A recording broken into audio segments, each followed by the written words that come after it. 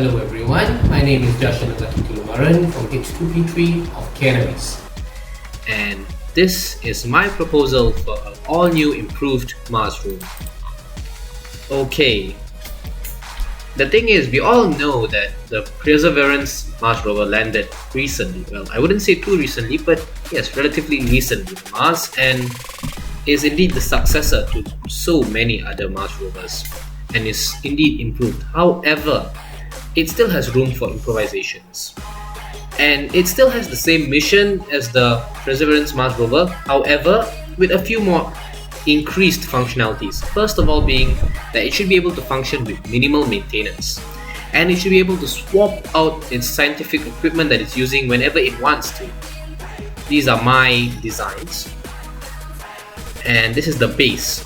I've suggested improvements on each part of it. And this is the improvisations and improvements for the base. First would be using shape memory alloy, nitinol to be short, or nickel titanium to be precise, as the main frame of this body. Shape memory alloy is one of those few metals that is capable of reforming itself and back to its original shape after it's dented just by applying heat. So basically, especially when we're using a power source that is already heat-based, radioisotope powered, we can obviously redirect a bit of that heat to maintain this rover as well, which makes it pretty much self-sustained in this sense.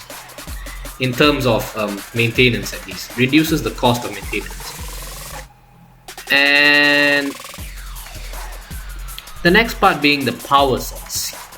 Okay, my idea is that the power source shouldn't be too powerful. We should indeed take into consideration how much power it needs and then match that accordingly to the energy usage, because if it releases more energy, then we just need to cool it down further, and that just becomes useless.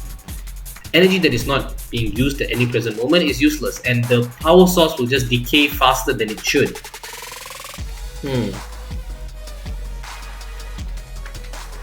Okay, another thing that I would say is the mast should be improved in terms of zooming capabilities, resolutions. We've all seen the 4K, 8K pictures that we can produce.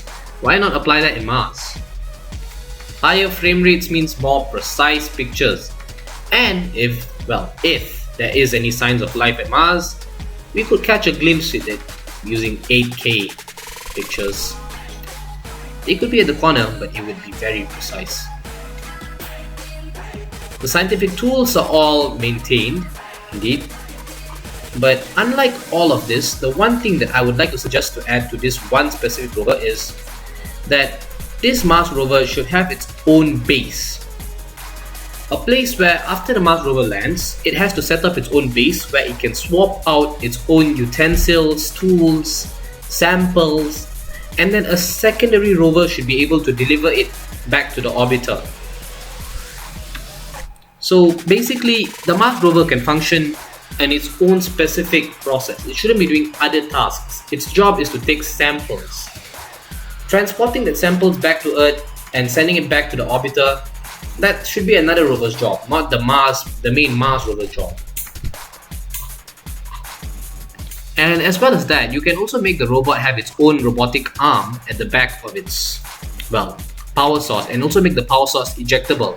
So let's say the power source runs out, you can swap it in a few minutes, and of course we need to have a secondary power source that acts like a battery, which lets a few basic functions run. It doesn't need to run all functions when you are swapping out a power source, obviously, but it should be able to use a robotic arm to swap out the power source or send distress signals, basic amount of power to pull off at least a bit of functions. That, as well as I think that the drill bit should be finer, because precision is all about, tech is all about precision.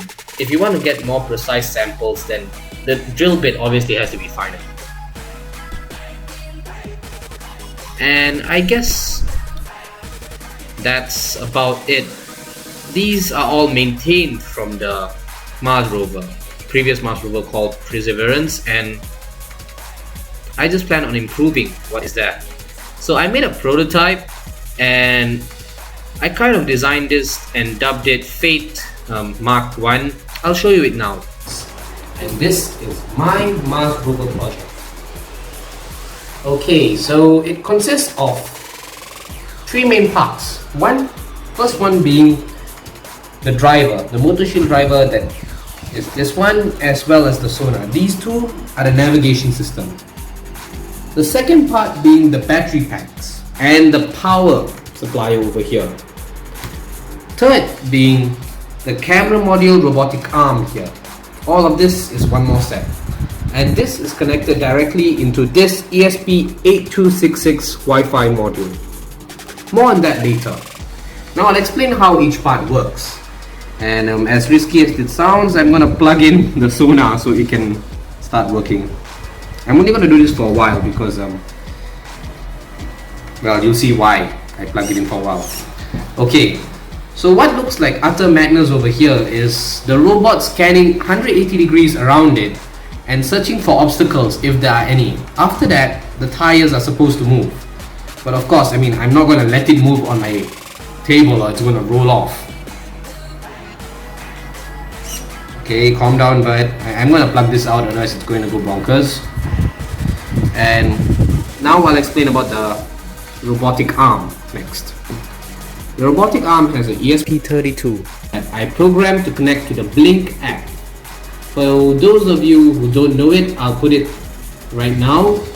And now that you know what is the Blink app, I'm gonna show you the rest. I mean, here is a servo motor, which is connected directly into an Arduino Nano here, as well as a secondary servo motor that is connected into the Arduino Nano as well.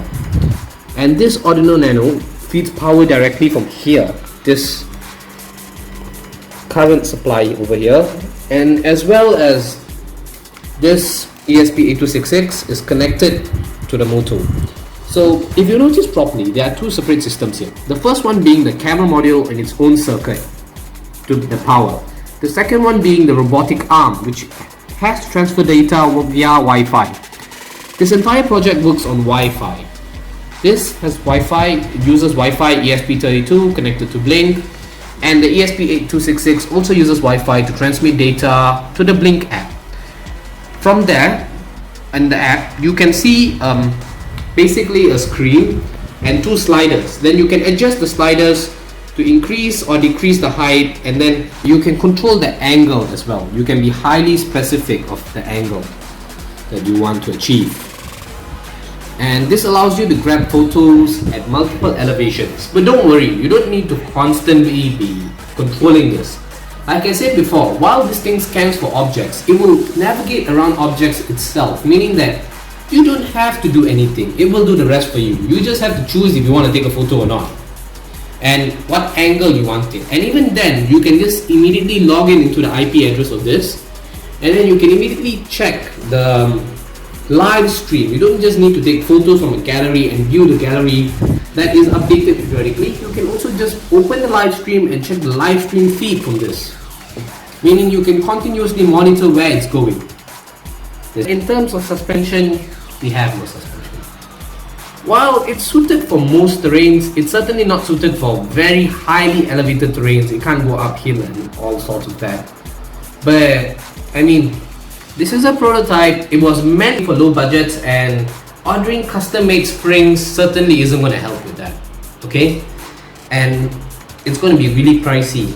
And the current price of all of this over here is $121. And this just includes all the components, not the 3D printing, and that's all the effort that you gotta put yourself in assembling all of this. I'll share with you guys the code and you can try it out yourself. Hopefully yours turns out better than mine. And you might be able to improve it as well. Maybe add another robotic arm. It's just a copy and paste where you can just edit the arm as you wish. That's all. Thank you. Bye. Okay, as much as I would like to, describe the code, I'm putting the code in the description with the link, and you guys can refer to it. I've written comments all over the code. Just refer to it. Bye bye.